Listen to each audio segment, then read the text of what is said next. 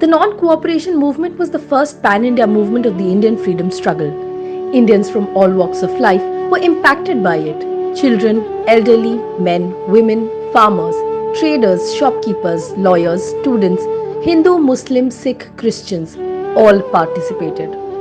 Today, when we look back, it is easy to understand how the non-cooperation movement gave momentum to the independence movement. Non-violence calls for boycott and non-cooperation were the main tools of this pan-Indian movement. It may be hard to imagine, but this movement spread throughout the country in an age when there was no Facebook, WhatsApp, no mails, no text messages, and even no phone calls. The strategy and leadership of Mahatma Gandhi during the non-cooperation movement took the Indian freedom struggle to new horizons.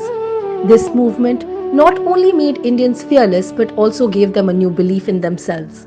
The non-cooperation movement created a new wave of patriotism in the country and put the idea of Swadeshi at the forefront. It was this movement that inspired Indians to quit their jobs and give up their foreign clothes. It taught Indians the importance of making sacrifices to achieve their ultimate goal of independence. Bapu led by example when he gave up regular clothing in favor of a loin cloth or langoti.